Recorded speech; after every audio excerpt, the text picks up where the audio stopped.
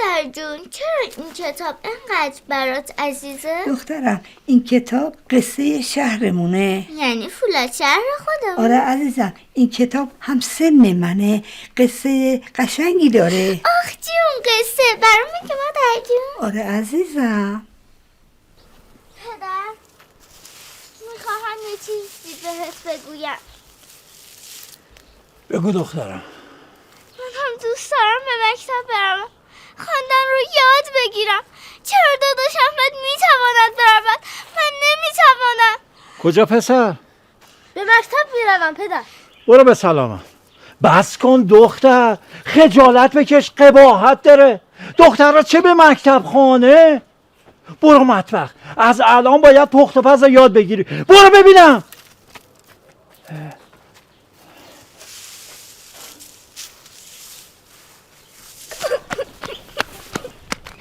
مادر جان چرا پدر این گونه رفتار میکنن؟ من هم حق دارم خواندن رو یاد بگیرم.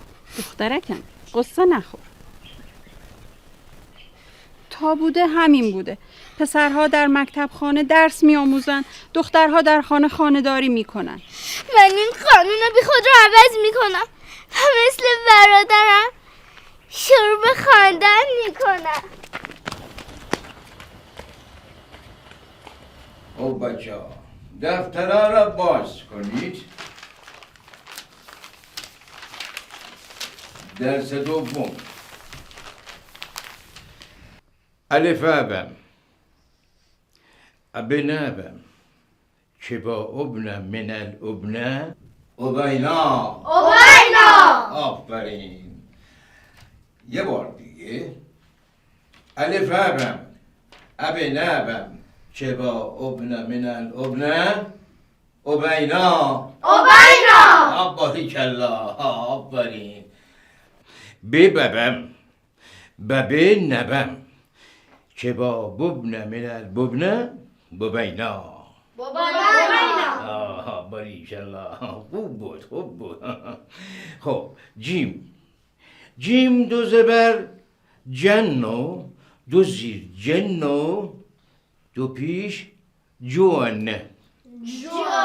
دو پیش جون. حسنک حواست کجاست؟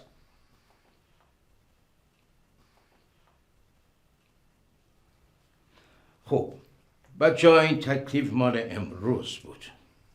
فردا آماده میکنید میآورید مکتب. اگر کسی نتونست جواب بده و غلط بخونه من میدونم و اونو این ترکه. فهمیدید؟ برید به سلامت. برید.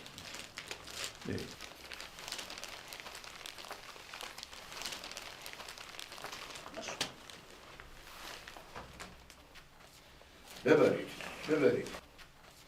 حسنک قلمدونتو نبردی بابا.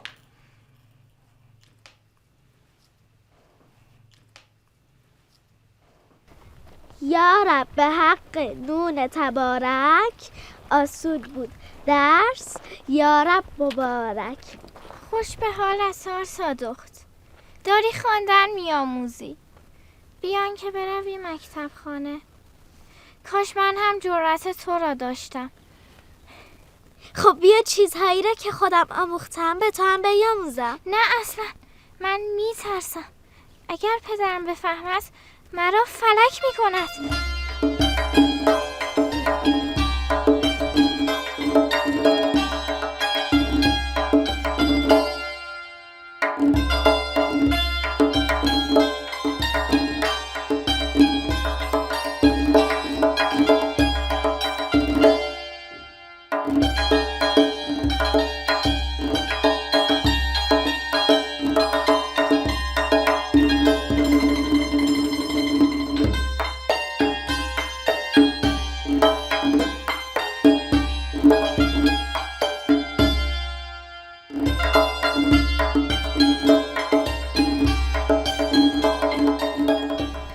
خوش به حال تارتادخ، تو روستا تونستی سواد یاد بگیری.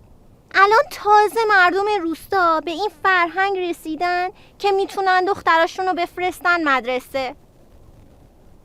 میگم نورجهان، اون ساختمونا برای چیه؟ نمیدونم، میگن برای اونایی که تو اون کارخونه کار میکنن دارن میسازن. چه کار بیهوده‌ای.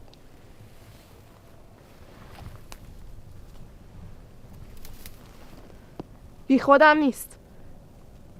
مردم هوشیار شدن. این بیابون در آینده شهر میشه. من ایمان دارم.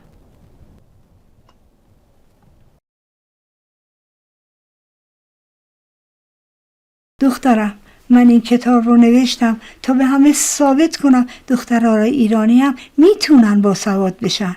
از روستای خودمون تا فولادشهر رو در این کتاب نوشتم و اسمشو گذاشتم دخت ایران. دخترم، از این به بعد تو باید راه منو ادامه بدی برای آیندگان.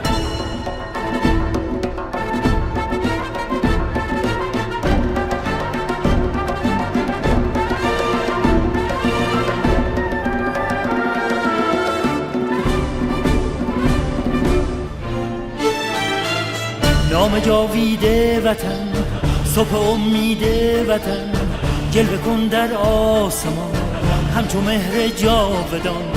وطن ای هستی من، شور و سرمستی من، جلوه کن در آسمان همچون مهر جاودان.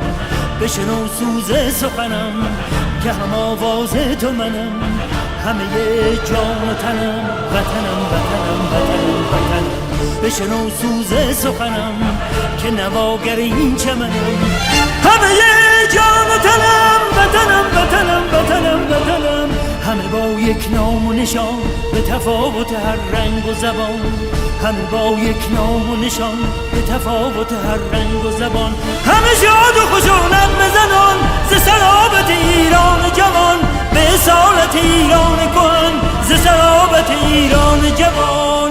بشنو سوز سخنم که نواگر این چمنم، همه جان و تنم وطنم وطنم وطنم وطنم.